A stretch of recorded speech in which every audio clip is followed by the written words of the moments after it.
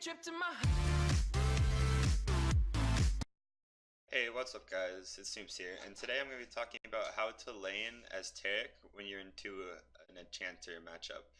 So, for this matchup, it's kind of tricky because Taric gets outpoked really hard early game, but what your goal in this type of lane is you want to be trying to get a nice all-in once you get to a strong point. So, with MF, like a level 3 or something like that, where you can just where you can try to catch out one of the players, so either the squishy support or the ADC. But for this game, I got the runes. They're going to be the Guardian, Bone Plating, and then the Second Wind and the Revitalize, following up with the Inspiration Secondary, and I got the Boots, and I got the Biscuits. And I think these runes are by far the best into the Enchanter matchups. I've been trying around Time Warp Tonic, but I like getting the Boots because it saves you a lot of money, because I like to go the tier build, because with the tier build, on Taric, it's like insane sustain. It's like impossible to get poked out. But right now in this lane right now, we lost our level 2. If we would have been level 2, this would have been a guaranteed kill right there. Very easy kill. But since we were level 1, we couldn't finish it off. But we got a decent amount of sums. Another thing I noticed in this lane is that this Nami was playing really aggressively. Like, she was just basically playing to get her poke off, and she didn't really respect my E range. So I figured that at some point in the game I'd be able to catch her out when she'd be trying to get a poke, and then I could just get a nice little counter poke with my E. And another thing to note is that both the junglers are skirmishing top right now, so we know that we're free to trade in bottom lane. Nami took advantage of that, but we end up losing this little skirmish here in the top lane, unfortunately. Nocturne dying. And right there, that's always really bad too, is getting your Guardian pop by just a single auto. It's good to be paying attention to those type of things, trying to keep some space with you away from your ADC if necessary, just to be able to save your Guardian, because the Guardian can carry really hard through the movement speed and also just from the shield, because it's pretty big, especially early game. They'll get rid of like all the Nami W damage. And this is another nice trade. I don't think Jinx had a flash there at all though, because the traps kind of blocked it off. That's why this is a kind of a hard lane too, because if I get hit by the bubble and I get hit by the traps, I take a lot of damage, so feeling fortunate. But Nocturne's bot side, we just saw Victor and Ori just had a little skirmish mid. But basically in this lane right now, we're just trying to not take free damage from the Nami. She's already low mana right now, so we don't have to worry that much about her going for harass. But we just want to avoid giving her free damage, free heals, because a good Nami will be able to do the W themselves and then also hit the enemy, or they'll be able to do the hit the enemy and then it comes back to themselves, all while not being able to get like engaged on or anything like that. This Nami didn't have the best spacing, but this Nocturne gank, I thought Nocturne was just going to do Scuttle here, but this gank just really nothing was going for us whatsoever. The wave was in a good spot for us to just kind of be farming there, so that gank was just bad timing for us really.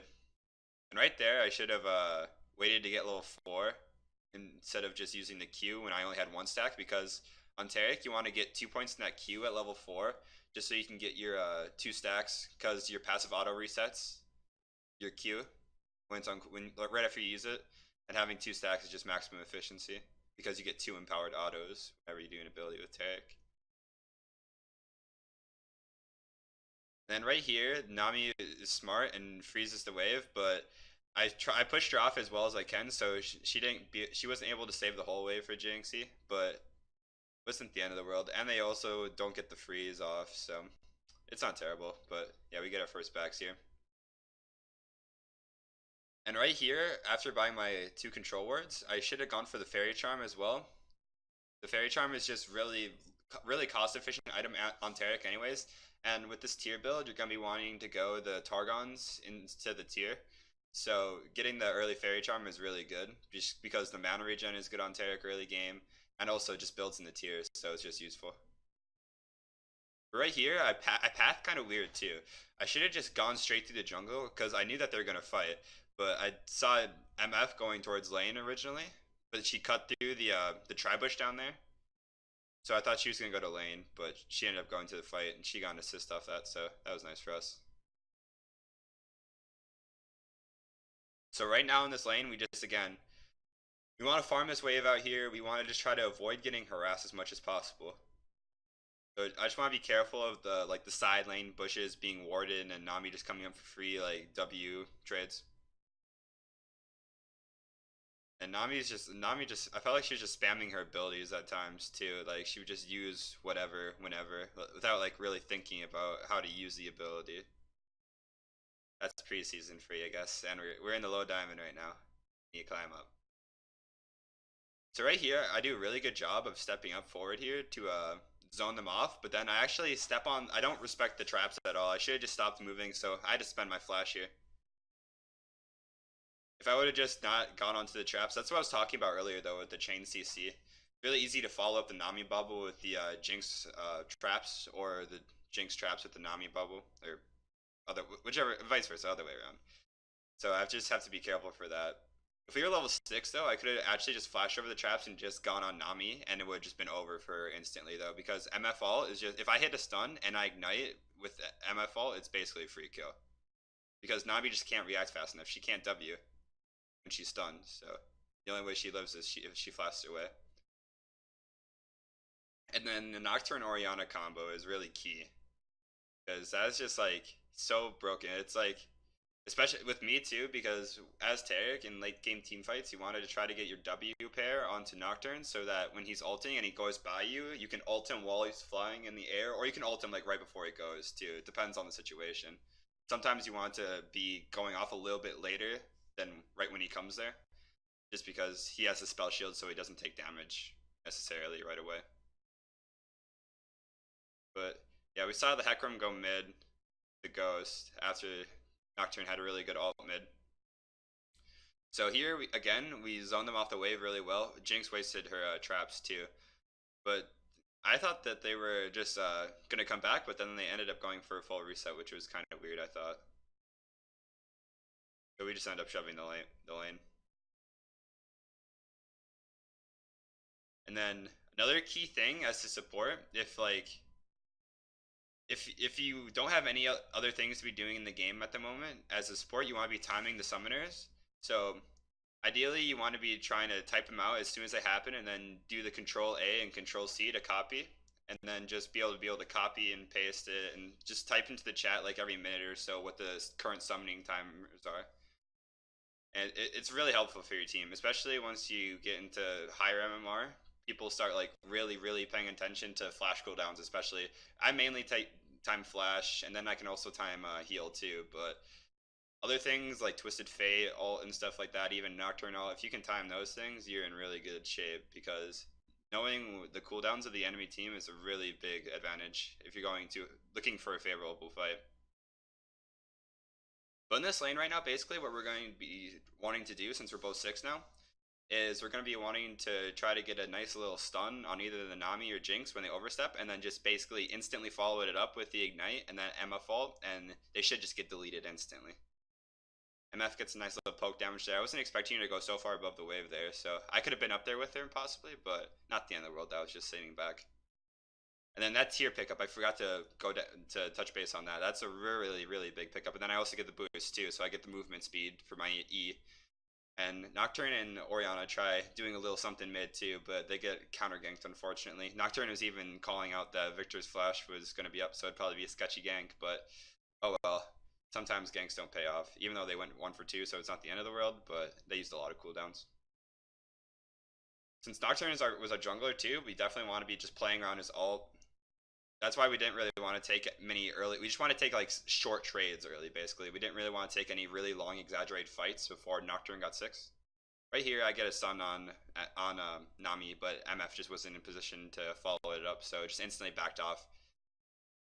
That's one big thing when you're playing an engage sport. You need to know when to commit to the engage and when to just back off. And backing off right there was definitely the best decision. So we know the Hecarim's top, and we know Victor's mid, so we know that it's just a 2v2 down here, and we can just fight. But like I said earlier, I'm trying to just, especially with the Guardian, if I can get a Guardian proc while I'm walking up to E the Nami. But there, oh yep, right there, I get a nice E on the Nami. And then instantly follow up with the Ignite, and then great MF ult to follow up. And then we end up getting the kill.